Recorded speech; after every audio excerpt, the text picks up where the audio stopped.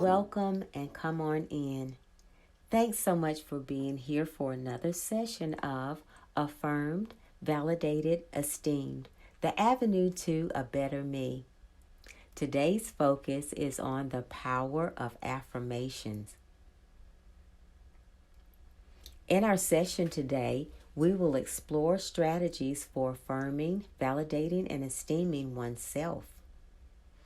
We'll discover the importance of positive self talk, and then we'll highlight the impact of the COVID-19 pandemic on Black, Brown, and Indigenous people in the U.S. I am Angela Wilson. I am your presenter today, and you'll see some things about me, about my background and my experience in the early childhood field. You'll see that I've been in this field for 30 plus years. I am an education specialist with PBS&C. They are our local PBS affiliate. I'm also a mentor evaluator with the University of North Carolina at Charlotte. I'm a certified life coach with Esteemed Life Coaching Service and a former preschool owner and director. At this point in my life, I have many goals, but one of them is to leave a legacy. And a part of the legacy that I wish to leave is to support teachers in their all-important work of educating young children, leaving something in the field that helps them even when I leave the field.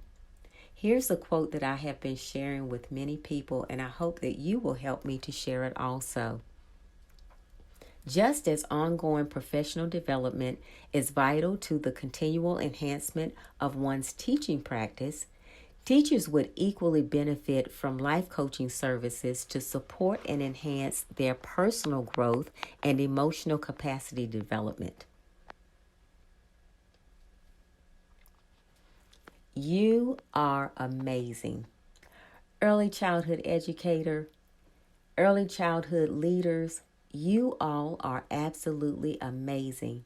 Like magic, you continue to show up day after day, making life better for the children and the families that you serve.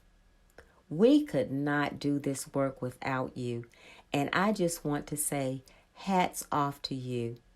You're the ones who prepare yourselves with knowledge and skill to educate and nurture young children.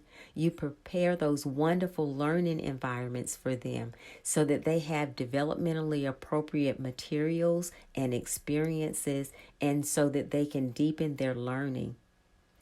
You consistently show up on a daily basis to establish and maintain meaningful relationships with young learners and with their families.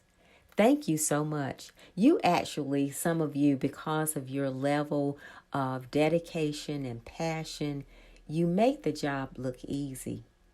But we all know it's not an easy job.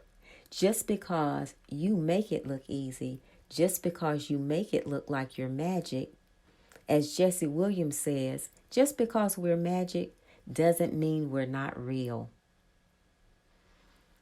You are real. You need real support because the struggle is real.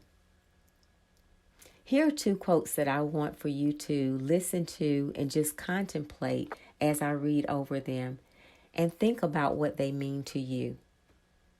The first one says, pervasive structural inequalities across the early care and education workforce have been deepened by the pandemic, with Black, Hispanic, and Native American populations experiencing higher rates of COVID-19 infection, hospitalization, and morbidity. As a result, job stress, burnout, and depressive symptoms are commonly reported by early educators and are associated with both diminished quality of learning environments and high job turnover. If your center or facility is anything like most of the centers or many of them across our nation, there is a teacher shortage. And of the teachers that are there, many of them are experiencing the symptoms that we see listed here: the job stress, the burnout, the depressive symptoms. You all need some help. One of the teachers that I have encountered in the past, just about 3 years now, shared with me not long ago that in the course or over the course of 2.5 years, she lost 18 family members. Many of them were to COVID, some of them from other health issues, but nonetheless, imagine being impacted to that degree, having lost 18 family members within 2.5 years. That's a lot to take on, particularly when you are continuing to come into a classroom and trying to show up and be present for the children who are there. You need some help.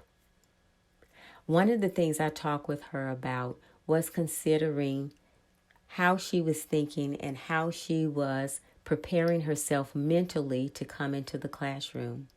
And that's what we want to talk about a little bit today, is about harnessing the power of positive thinking. Now, of course, she had many emotional things to deal with, but even so, on a daily basis, when she would use affirmations, it would help her to pull her mind in and think about what it was that she wanted to do, how she wanted to do it, and again, how she wanted to show up in the classroom. According to the National Science Foundation, the average person has about 12,000 to 60,000 thoughts per day. Of those, 80% are negative thoughts. Just imagine that. 80% of those thoughts, those thousands, tens of thousands of thoughts, negative thoughts. What would happen if we harnessed the power of positive thinking and intentionally turned many of those thoughts around and started thinking positive things? And guess what? You can do it. You can actually rewire your brain to do just that. Your feelings create thoughts. Your thoughts create emotions. And then your emotions create actions. That's important to know because where the mind goes, the body will follow. You can take control of your thoughts, your actions, and your words. Those are the three things that you can control yourself. That's within your locus of control. And I hope you have a question about what locus of control is. If you'll head over to the website, to the CAN website, you can find out more information about your locus of control. My grandma used to say, you can't keep birds from flying over your head, but you don't have to let them build a nest there. And what she was saying was, sometimes you can't help the negative things or the negative thoughts that fly over your head or even cross through your mind, but you don't have to let them stay there and take residence.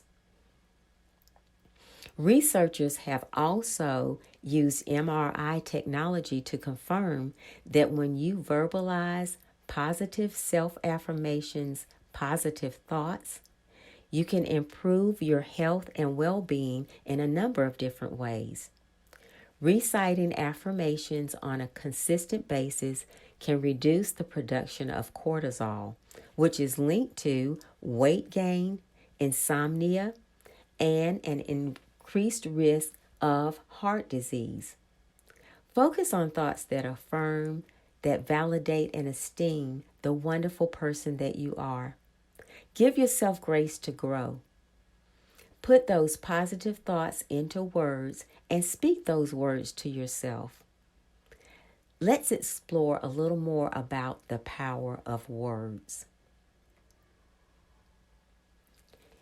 Here is a video that I would love for you to watch and think as you're watching this short clip about the power of words. Now, in this video, they're talking about the power of negative words, but I would that you would consider what would happen if you intentionally used words in a powerful way. Think about it as you watch this.